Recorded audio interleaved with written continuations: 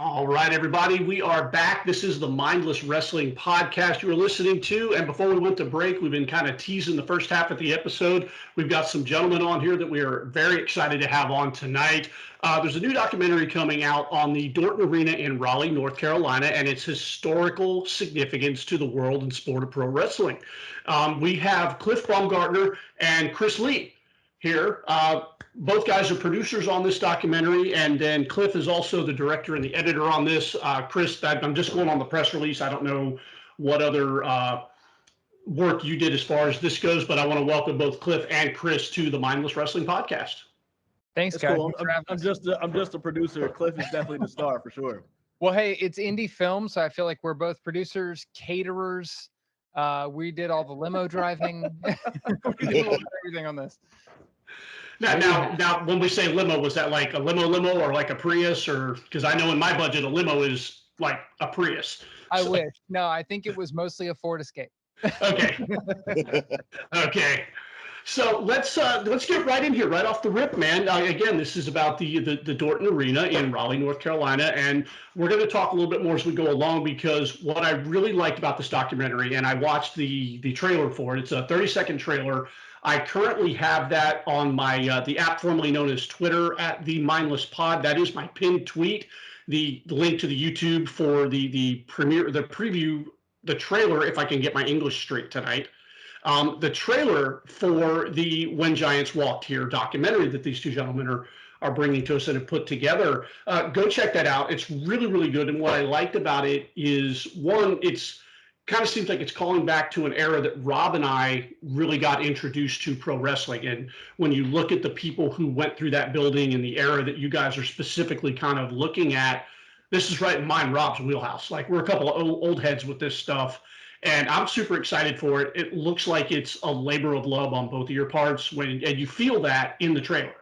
Like, this is a passion project for the both of you. I like that. I like the era. I wanted to start it off. Who started this? Whose idea was this conceptually, and how did this start?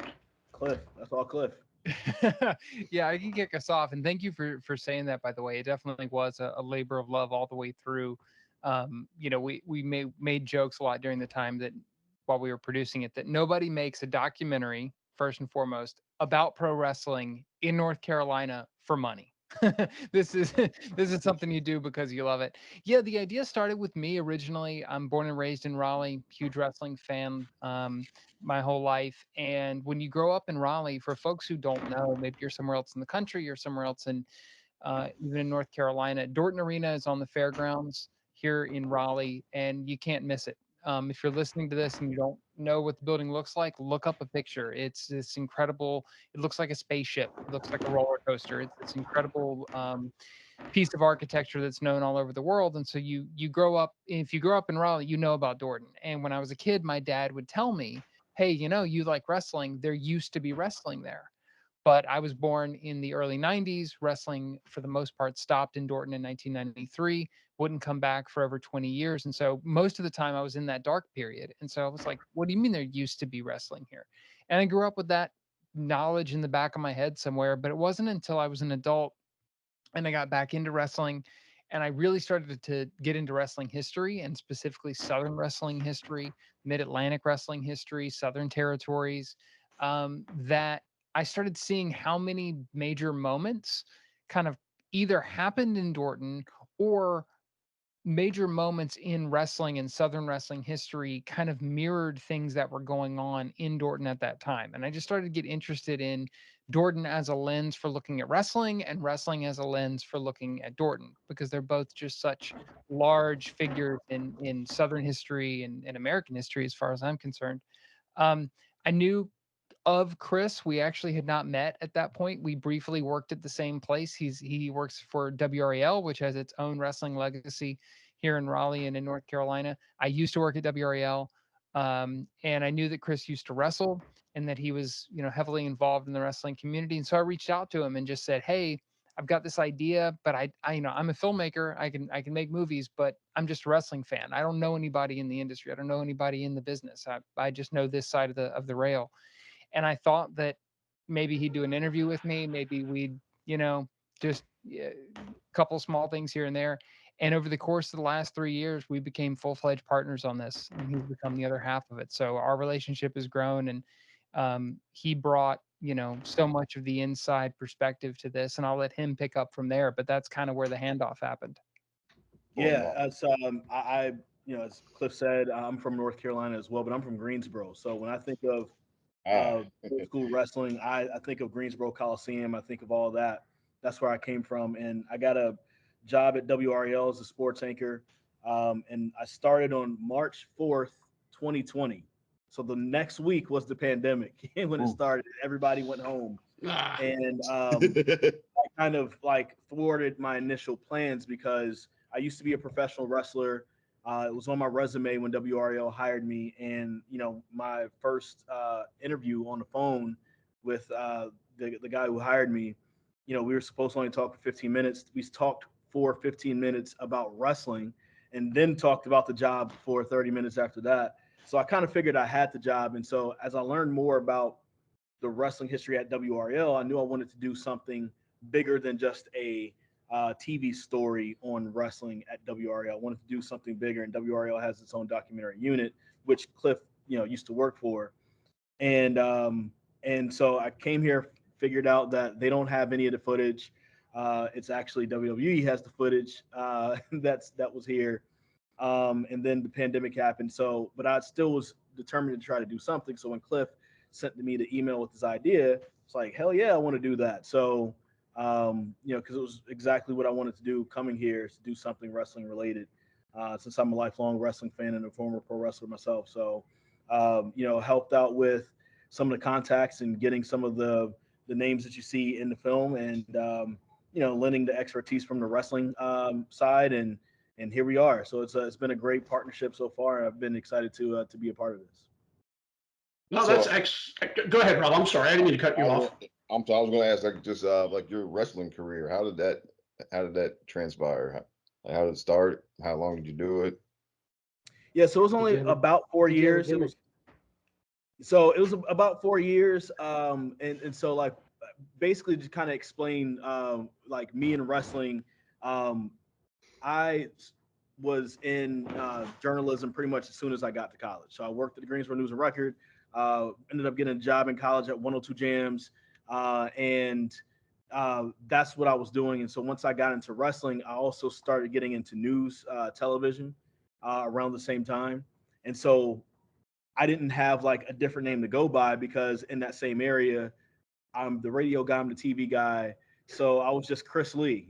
It's kind of boring to some people. They're expecting like something crazy, but I was Chris Lee, the guy from TV that people would see, or the guy that I listened to at 102 Jams, which was kind of cool because I went to this Ring of Honor show in Greensboro, and the Bravado brothers were there, and I just happened to tweet at them, and I was like, "Man, great show from the Bravado brothers. Excited to see my first Ring of Honor show." They followed me back, and they were like, "Oh my God, I can't believe you're a fan of me." And I'm like, "Wait, what?" They're like, "We're fans of you. We listen to you doing 102 Jams." So that was That's like cool. that was trippy for me. And so as I started wrestling, I realized, okay, instead of having another name, I need to go by this, because people kind of know me from that. But that's basically to answer that question. But yeah, I trained at CWF Mid Atlantic. One of my trainers there was 18 years old at the time, and he was, had been in a wrestling ring his entire life. And you may know him as Cameron Grimes or Trevor Lee. Now he's like an accomplished guy, and this is 12 years later. He's almost 30. One of the guys who was in my training class, his name is Levis Valenzuela. You know him as No Way Jose. So we started off together. Excellent. Yeah, No Way Jose. Yeah, it happened. And then I was in locker rooms with guys like Adam Page, Cedric Alexander on a regular basis. So it was a fun time. I came up during a fun time in North Carolina. Of course, wrestled with the Bravados, and of course, Harlem Bravados, now known as Andre Chase in NXT, has Chase U and everything. So like there's a lot of those guys that are on television now that I used to wrestle with on a regular basis. So it was between 2012 and 2016, between CWF Mid Atlantic, a little bit of AML wrestling, a little bit of PWX, and some other organizations that are kind of defunct now. But pretty much all around North Carolina, some parts of West Virginia, some South Carolina. Yeah, One don't- day you and I are going to have to talk shop because I was a pro wrestler back in the late 90s, 90s, actually late 97 to almost 2000. I was here in Florida. So I don't want to make this about your career, my career, but at some point I'd love to have you on and talk shop because I'd love to get your thoughts on some things. But, we came here to talk about the documentary, guys. So you've started the process. This has become a thing. What's the next step? Like, where do you go from here? Do you start bringing people in and interviewing, or? Do you start begging for the footage? Yeah. So footage was interesting, actually. One of our biggest challenges in making the film was actually getting into Dorton. We shot for 6 months before we were able to actually get access to the building. And the simple answer is it's a rental space these days. And so unless you're doing an event and you're willing to fork out what they want for a rental, it's hard to get there. We were very fortunate ultimately that FWE Wrestling, which is an independent promotion here based in Raleigh, helped us out and allowed us to come in. We were actually able to capture an FWE show in Dorton, and that's in the film. But as far as first steps, our first interview was actually with C.W. Anderson, ECW original, one of the Extreme Horsemen, who grew up in North Carolina, grew up a wrestling fan, and went to shows at Dorton when he was a kid and went to all the classic, would see Dusty Rhodes, would see Roddy Piper, would see all the legends at Dorton every week. And later got to wrestle there himself. And when wrestling came back in 2016, he got to go and wrestle in the building. And so he was our first interview. He's someone Chris used to wrestle with, and that was June of 2022. All right on that, Chris? Yeah, when we did that first interview. Yep. We did that first interview, and at that point, we really thought the doc was going to be short.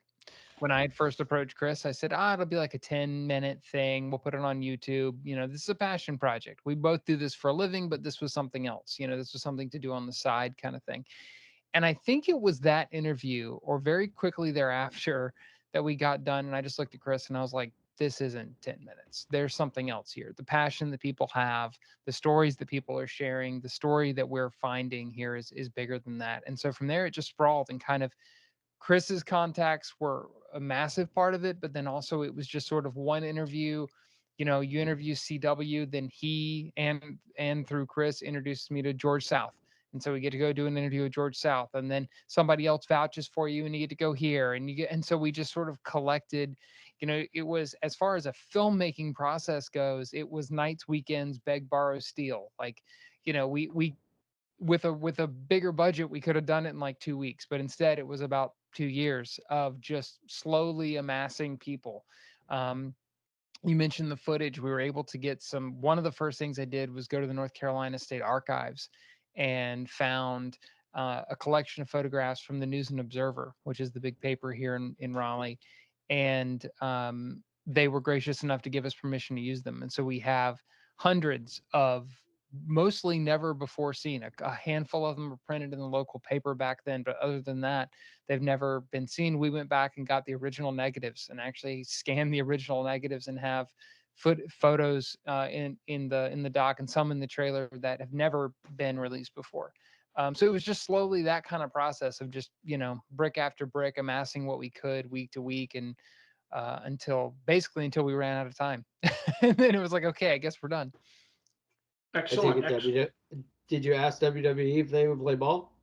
We did, and we actually, through fair use, were able to use some footage because we're commenting on some of the things that happened there. So we do have a little bit of that in the film that we were able to use. We reached out to WWE and didn't hear anything, but that's not particularly surprising.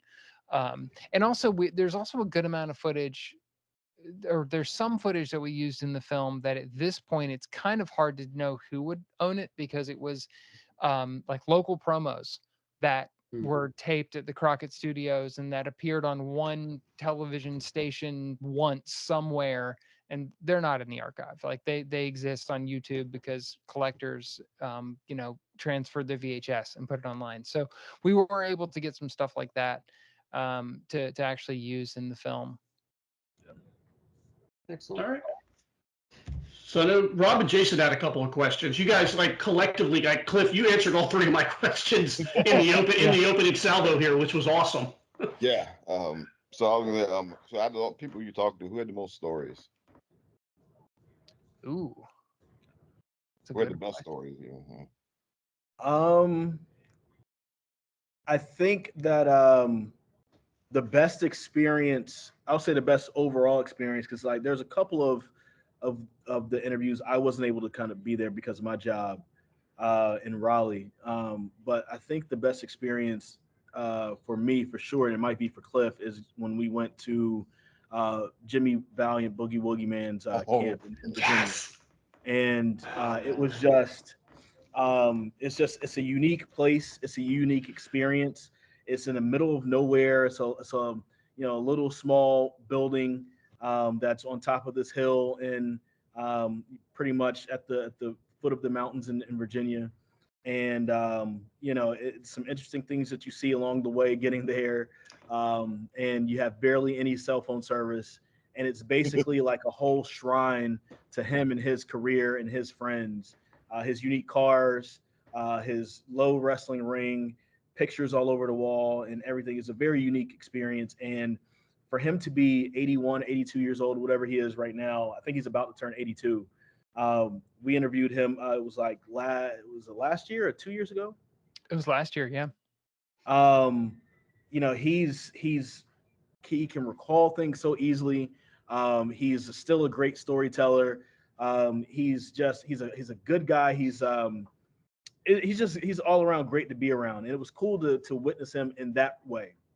I've told this story a couple times on these interviews, but like I first met Boogie when I was maybe like 8 years old. I was at Kmart with my mom, and he was it was a random merch table in the middle of Kmart in Greensboro on Wendover Avenue, and my mom was like, "Oh my God, that's Boogie Woogie Man." I had no clue who he was, right? Because I was born in the late '80s, so I have no clue who this guy is. So she's explaining who he is and like going crazy herself. He signs an 8x10 for me. I do a little a picture with him and all that. And then I start looking up his stuff later on when I got older, and we started getting internet because this was like '94, so or '95. So like later on, a few years later, start looking up things about him on the internet, and had him down as one of the wrestling schools I wanted to potentially go to.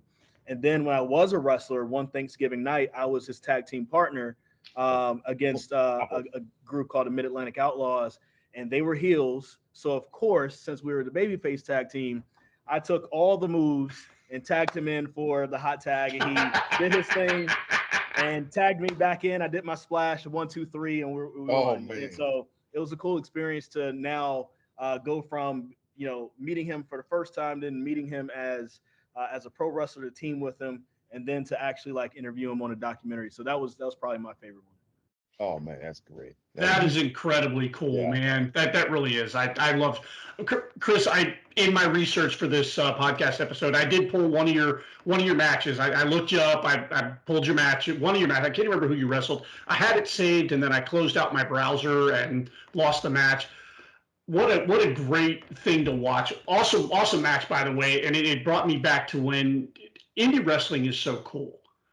Like, it really was a cool thing to be an indie wrestler, and watching you in that match, I was like, holy crap, if I wasn't almost 51 years old, maybe one more time, just watching it. So it's just a very cool thing for me to watch and kind of reminisce on. Thank you, man. I appreciate it. I don't know. Maybe I haven't wrestled since 2016, but I don't know. Maybe there might be a couple more left in me. We'll see. I've had kids since then, and my daughter has been wanting to see me wrestle. So we'll see. Yeah. There you go. Yeah, the last time you talk about short rings. A lady friend of mine was dating a wrestler several years ago, and they did a show here locally. And I was like, "Hey, brother, you let an old man, run the ropes a little bit, take a couple bumps in your ring before the show." He said, "Sure." I got in there. That's just low rings are weird. Like And they it's hurt. very strange. They do hurt. Well, They it hurt. hurts anyway. But it's a different to me, at least Boogie's ring. I mean, that was maybe just a foot off the ground. Yeah. I don't know. I would definitely not like to take any more bumps in that type of ring. No, definitely not. I have a video on my phone. I've been joking that I need to release it to promote the doc of Chris taking a bump in Boogie's ring, and immediately the expression on his face, it's like you had just dumped a bucket of cold water on his head. Oh my god! How long had it been since you'd taken a bump, period, before you bumped in that ring? So you know what's interesting? So I think Cliff saw me bump twice because we had an interview with Brad Stutz, who actually used to be the booker at CWF Mid Atlantic, but he's somebody who just is. He's been a booker. He's been a wrestling commentator in North Carolina. Knows a lot about the history of wrestling. Just one of those guys that knows so much. And so we did an interview with him at the AML training facility. And so when I got there, I was like, "Ooh, ring, let me bump." It was like, like a dog. It's like, "Ooh, squirrel," that type of thing. So I had to bump there as well, and so I bumped at Boogie's ring as well. So I think those interviews are maybe a month apart from each other. Yeah. But before those interviews, I think I rolled around with my guy Darius Lockhart like one time in 2018. So I guess it had been 5 years between those bumps. Wow. Yeah. You feel it when you do that first one, man. I tell you what. Yeah. What we go on this, you talk Jimmy Boogie Woogie, man, and this is right in Rob and I's wheelhouse because again, like I said, we're the old heads on this, and my introduction to pro wrestling was the NWA. We had Florida. It was Championship Wrestling from Florida. They used to work out of the 80 Gram Sportsatory, and I was just looking it up. And then you had the Omni in Atlanta, and Dorton is in those conversations. And that's so awesome to me. And I never thought about it because you watch these things. And of course, yeah, you hear Raleigh, North Carolina, and you never hear, just me being from Florida and being kind of isolated here. The Omni was the big one because it was the closest big one to us. And just that whole Southeastern kind of rotation that these guys went through. It's cool to be talking to a couple of guys who are linked to my history as a fan. And, we talk about that era. Rob, I pulled some of the history on there. There was a Nature Boy versus Nature Boy match there for the NWA World Championship back in 1985. It was Buddy Landell versus champion Ric Flair.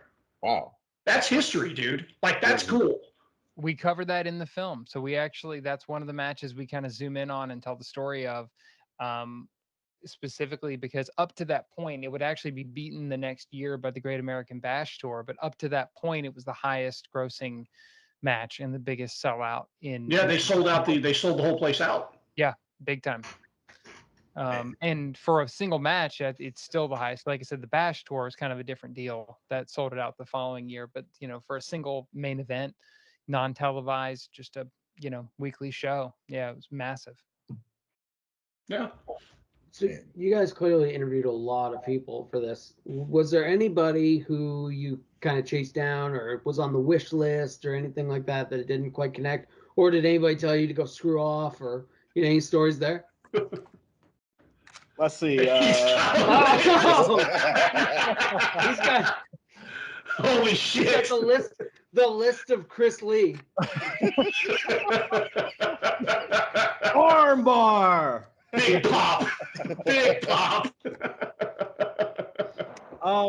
There's a few, and there's different reasons for different folks. It was either they wanted to, and maybe just logistically it couldn't work out, or time wise it couldn't work out.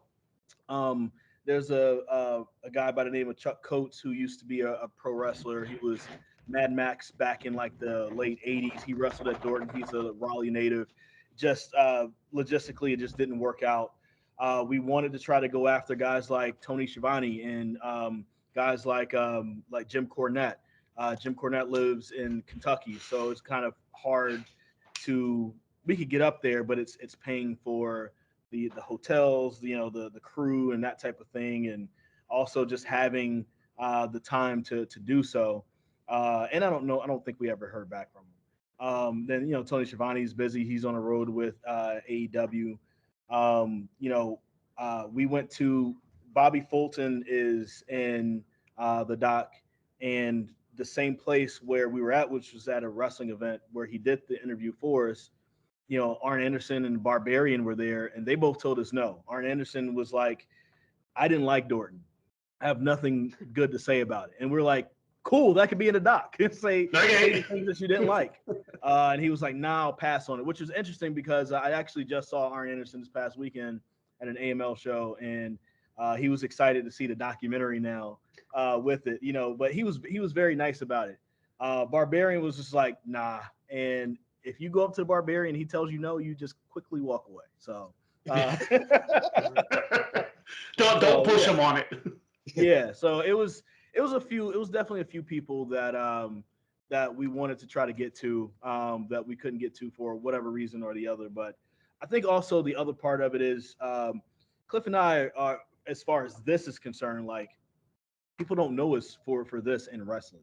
So I think once this is out, if we have some ideas, some things that we want to do in the future, I think it'll be easier to get some certain yeses that we weren't able to get. But I would say out of everybody who's there, the biggest name who probably has achieved the most success on a national level is Shane Helms. He's somebody that I've been blessed to share a locker room with before, had his phone number. We've conversed a few times. He was somebody who gave me a lot of great advice while I was a wrestler, and he said yes, and he came to Cliff's house to do the interview. So Nice. That's very cool. Yeah. Yeah, that was a wild day for sure. There really was a hurricane coming through. I know. Growing up in Raleigh, growing up here, he was the only guy announced from Raleigh. We had plenty of Charlottes. We had Cameron with the Hardys. You had a couple other places around North Carolina. I think there's Winston-Salem maybe for a couple of people. But Shane was the only one in the hurricane days. He was announced from Raleigh. And so I remember as a kid, that just being like the coolest thing in the world, that the hurricane was from my town. So yeah, to actually get to meet him and work with him in the film was really cool. And he shared a perspective that I think people may not expect in the film, which is, yeah, we talk a lot about 70s, 80s. We even go back to the early days through some newspaper records into the 60s of when wrestling first came to Dorton. And so we are talking a lot about those mid-Atlantic days that people would expect. But there's also been a resurgence at Dorton. It's not as big as it once was, but there is indie wrestling there again. There's a couple of shows there every year now. And Shane was part of promoting the first one that came back in 2016. And so kind of the whole third act of the film is about that. It's about the return and about the resurgence, which I think is something that people may not know about or may be surprised when they hear about it. And so we're kind of also spreading the word that, like, if you've seen the history, if you love the history, if you watched the film and you're excited about it, you can go relive this. It's still happening, which is really cool, to get to do a piece about history, but something that you can still experience to this day. And Dorton has not changed. It looks the same. It still does not have air conditioning. That's probably why Arn Anderson hated it. No, that's one of them. Yeah. One of the reasons. It's still very much the same building it always was. You go down into the locker rooms, and I mean, it looks exactly like the photos that we saw to this day. So you can go experience that now, and that's something that Shane shared with us. C.W. Anderson shared with us. Actually, Jimmy Valiant has since returned to Dorton, and so we got to talk to him about it too. So that was a whole other special side of the doc that I'm really excited for people to see, and that I hope it helps things continue down the road. Well, that torpedoes the other half of my question, because I was going to ask you, hey, so what's the scene like now? What's the wrestling like there? But apparently you'll just have to tune in on pbs.com and find out. That's a great way. People can, if you're not in North Carolina, you can get the PBS app. It's free. You can get it on your phone right now. Go ahead and get ready for the show. Chris is showing it off on camera as we speak. And yeah, no matter where you are in the country, you can get the app as soon as the doc is done on August 8th, next Thursday. It's a week from the time that we're recording this, which is freaky. It's freaking us out right now. But yeah, August 8th, as soon as it's off of air here in North Carolina, it's going to be on the app, and you can watch it anytime, anywhere. There's a 2-minute trailer here. There's a 30-second trailer here already. So the landing page is already ready. So you can go check it out. Go ahead and download that PBS app. That's the major push that we want to put out there. Is just, if you want to continue to see more content like this, and we think this is important too, and this is another thing that we like to talk about, is the fact that outside of WWE and Vice, there's not a lot of places that have wrestling documentaries. Like, there's been a few here and there, but WWE is going to tell their side of the story, and how they won the war and all that type of stuff. Then you're going to see Vice talk about the negative stuff, the underbelly of wrestling, and so we're part of this group of independent people who are telling these independent stories about wrestling, and this one more so dealing with this particular place and the culture and how it represents and impacts a particular area, and in this case, the locale of Raleigh and the surrounding areas. And so we think that's important. Those are important parts of storytelling as well. And so, if you have some moments, look at it 2 times, 3 times, 15 times, however many times. But, if you look at it a lot, then it helps get funding for future projects so we can have more wrestling storytelling and diverse wrestling storytelling out there. And piggybacking off what you just said, I was listening to you guys on an interview on another show, and I forget the name. Again, I closed out all my tabs, so I can't even remember the name of the show. It was on YouTube. You guys were talking about how PBS really doesn't cater to wrestling, and how cool it was that they've agreed to bring this show on board. So that's got to be a pretty cool feeling for you guys, and that just speaks volumes as to how hot professional wrestling is now, but how intrinsic it is to Americana in general, as a form of entertainment, and people will feel how they want about pro wrestling, and the naysayers will always have their say. But what's the phrase? For those that believe, no explanation is necessary. For those that don't, no explanation will do. Yeah. And for people like us, we get it, and that history is so important. And for PBS to finally latch onto that has got to feel good to you guys. It does. I mean, it was very exciting to have PBS on board. Look, we're all wrestling fans. I am squarely in the wrestling bubble, and there's nothing wrong with that. I want to make that really clear for what I'm about to say. But we also didn't just want this to be a wrestling doc. You know what I mean? We wanted it to be that, when ESPN makes a 30 for 30, it's not just a football doc, right? When Ken Burns makes country music, it's not just a country music, it's a documentary, it's a film, it's a piece of history, it's a piece of culture. We wanted to do that with this because we felt like the story deserved it at the end of the day, not for us, but the story and the people who shared their stories with us, it lived up to that. And so having PBS on board really meant a lot, and having them see that and help us, and they provided some guidance. They were a great sounding board because they're not in the wrestling bubble, and so they just want things to make sense. It doesn't, they don't care about, oh, but it's a reference to this one. They don't care. They just needs to make sense, and that was a great perspective for us to have too. And to a point that you made a second ago, I think you said people may feel how they feel about wrestling. People may or may not be fans. I'm of this mindset that people, at the end of the day, Chris says all the time, everybody's got a wrestling story, right? Mhm. No matter who you are, no matter whether you've actually sat down and watched wrestling or not. And I don't think it's an accident that in the last few years, maybe wrestling on television, as big as wrestling is, and WWE's killing it, and AEW's crushing it, and everybody's doing great. I'm not downplaying that at all. But the numbers aren't what they once were, right? And TV's different, media's different, sure. But at the same time, a couple of years ago, the number one comedy on television was Young Rock, which is a show about wrestling. One of the biggest Netflix shows 5 to 10 years ago was Glow, which is about wrestling. One of the biggest movies last year was about the Von Erichs. It's not wrestling, right? It's the way wrestling is presented to people, and it's how people come to it. And I think that there is an era of fan. You guys mentioned, you and Rob mentioned that you guys come from that era. There's an era where when you take wrestling seriously and it's presented seriously, people react to it a different way, and people come to it a different way. I love everything that's out there, but for us, like Chris mentioned, I think when it comes to the documentary side and it comes to how to talk about wrestling, we want to do it in a way that takes it seriously and says we look at it as a sport, we look at it as culture, we look at it as, yeah, it's entertainment, but that doesn't diminish the seriousness of it at all. Doesn't diminish the business of it and what it did for, look, I'm from rural North Carolina.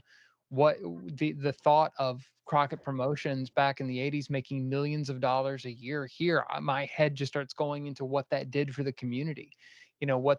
How that bled into the community and what that meant culturally, what that meant financially. Like, all of that stuff is really important, and I don't see that being talked about and presented to audiences very often. So like, I'm not a huge, I'm not a basketball fan, but The Last Dance was awesome because it's a story about, a personality and family and everything else. That's the way that we want to look at and present wrestling. And when you do that, maybe it helps break down some of those barriers for some people. And there's always going to be people who aren't going to like it no matter what, and that's fine. But I do think it's also a way to expand the tent a little bit for people. So we've been telling people, and maybe if you're listening to this, you're probably a wrestling fan. But if you have people in your family who aren't, if you have people your friends who aren't wrestling fans, they can still get something out of the movie. Yep. They're This is going for to them walk. too.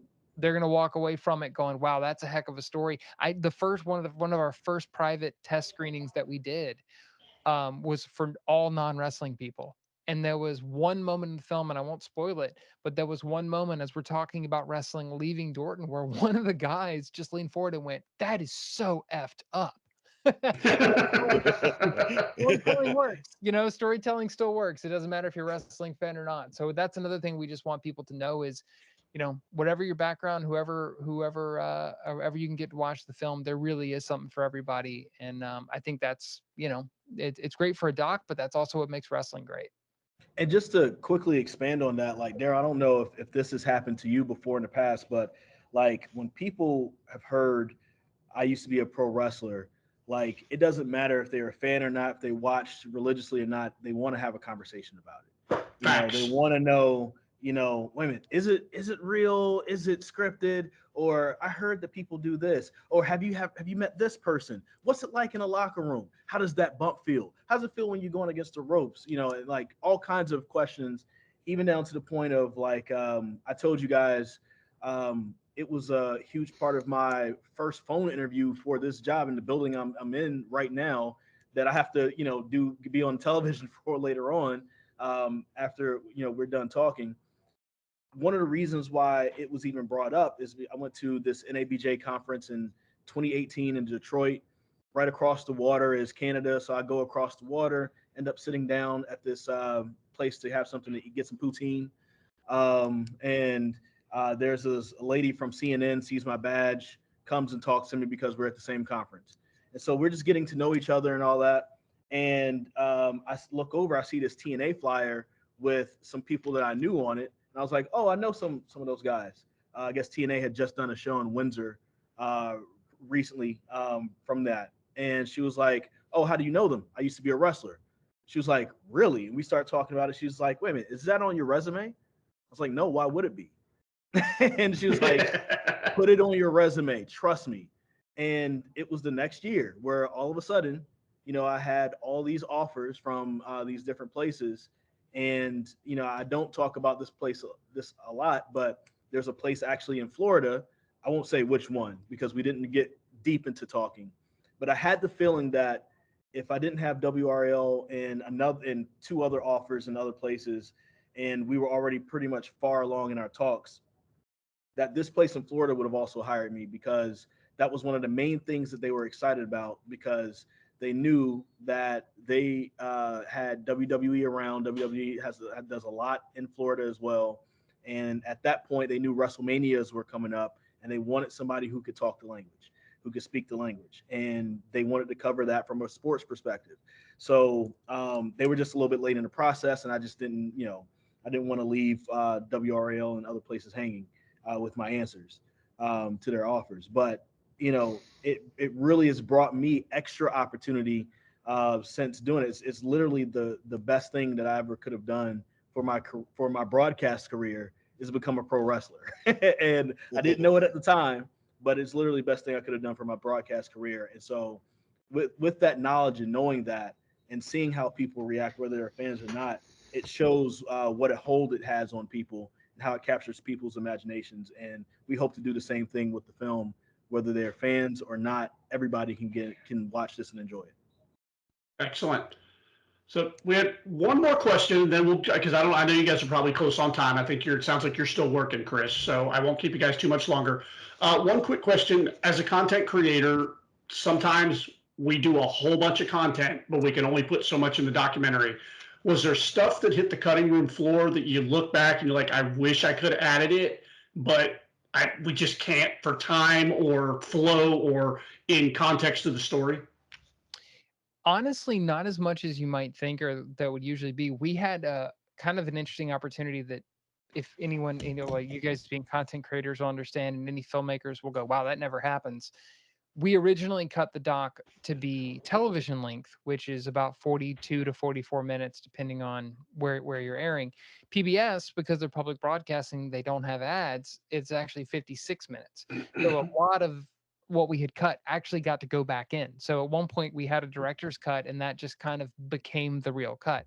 So we were very lucky in that regard that so much went in. I think on that side of things, the biggest thing that comes to mind is just like making a film at the end of the day about a building is tough, right? Because there's so many places you can go, and there's so much that you could talk about. Tack on to that wrestling history, right? Southern wrestling history. We're talking about in the span of the doc, we're talking about 40 or 50 years alone, not to mention everything that came before that. So it's like what became our challenge was what do you tell? Like what do you include? And what we had to do ultimately was say, we had plenty of footage and plenty of interview and everything about Crockett Promotions, for example. At the end of the day, we had to go, it's not a Crockett doc.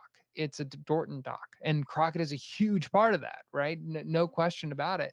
And the ultimate, the kind of the downfall of Crockett and the sale to Turner is a big point in the history of Dorton. It's one of the reasons that wrestling ultimately went away from Dorton. So we talk about that in the film, but for me as the wrestling fan, I was going like, oh, we're having to simplify the sale of Crockett so much. Like I wish we could go into more detail or explain the various factors, but that's not what the film's about, right? It was Right. more important to go, here's how this thing happening, for whatever reason it happened, and there's obviously various arguments to this day. But for whatever reason it happened, here's how it affected the people that we're talking about and the place that we're talking about and the world that we're actually talking about in the film. So there's definitely stuff that got left on the floor, not necessarily from like great Dorton stuff we had to leave out, but more from just the history that had to get simplified in order to tell a greater story in the end. But other than that, no. I mean, we put, and we even got to put back. I'll give a little tease. If you watch the film, stick around after the credits because we have a little bonus with the Boogie Woogie Man that we got to put back in the film that I'm excited for people to see. And another thing with that too is like I remember one time Cliff sending me a clip of Roddy Piper talking about getting stabbed in Raleigh. And so that instantly for us was like, oh snap, we got to figure this out, And so we go back into history and we noticed there was like this gap of time in the early '80s where wrestling wasn't at Dorton, and what we end up figuring out was, there's times where Dorton was getting, I guess some facelifts and some renovations, so they moved to another location in downtown Raleigh, and that was actually where Piper got stabbed. So ultimately, that's not a Dorton story. And or maybe it happens because it's not at Dorton, right? Because It's adjacent. it's adjacent, Yeah. but it's not necessarily the story of Dorton. So it's things like that where you find this out and you don't necessarily. It's interesting. It's cool to talk about, but you don't necessarily go after it and put it in there, right? So I think there were times where things like that happened, and then also like the station I work at, the same studio I do sports in every night.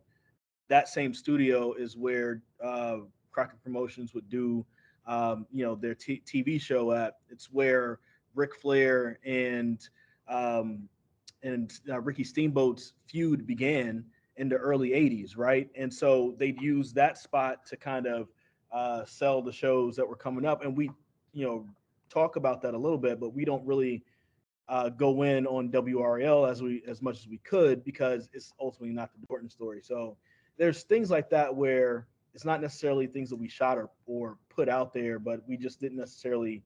We found them out along the way, said, "Oh, that's cool," and kind of moved on and went to the things that were kind of important.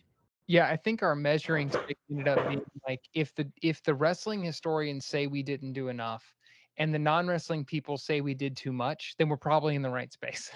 Yeah. If we're Yeah. right there in the middle, Well, that's probably the right place to be. And, who knows, maybe this opens up a wider door for you guys to tell more wrestling stories or tell more history stories. I hope so. That's the hope. That's the dream. And we've definitely, some stuff has come up along the way, and even just more broadly in working with PBS and kind of fielding their questions throughout the process. We definitely see that there's room to do not only something else, but something bigger next time, to take this view of wrestling that we sort of found while working on this particular film and expand on that, and really talk about wrestling as a piece of Americana and a piece of American cultural history, entertainment history, sports history, you name it. So this definitely will not be the last. I'm a full-time filmmaker, obviously Chris full-time journalist, and so we have more stuff coming out over the next year or two, that some of it's wrestling related, some of it's not, but we're hoping that there will definitely be more in the wrestling space very soon. Excellent. Good to hear. Before we get out of here, I'm going to give you guys a chance to plug your socials or whatever you want. Chris, I'll start with you. Yeah, I'm at Chris Lee TV. My last name is spelled Lea. It's that's people like to talk about the spelling of my last name, but that's how it was given to me. So I have to go with it. And you can find me on Instagram or the site formerly known as Twitter.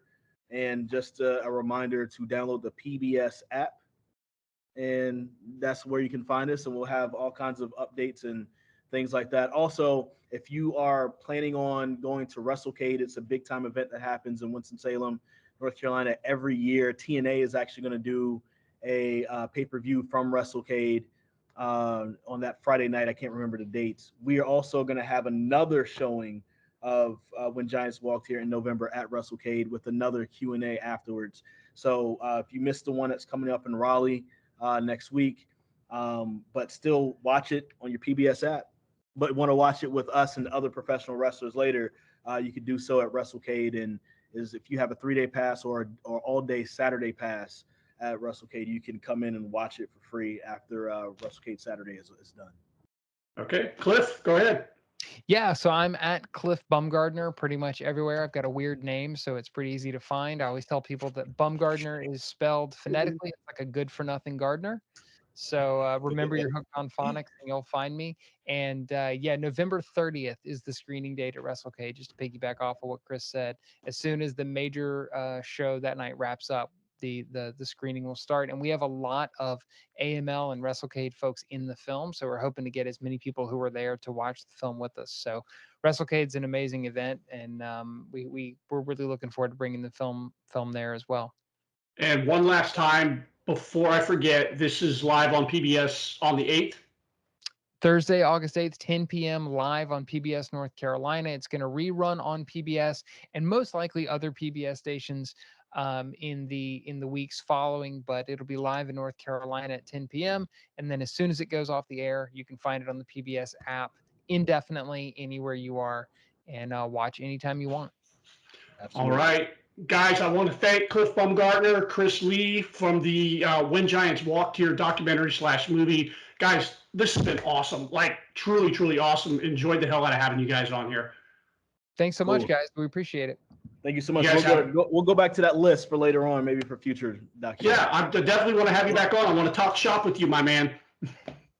All right. See you guys. All right, gentlemen. Peace out. Have a good night, okay? Okay, guys. Thanks for coming.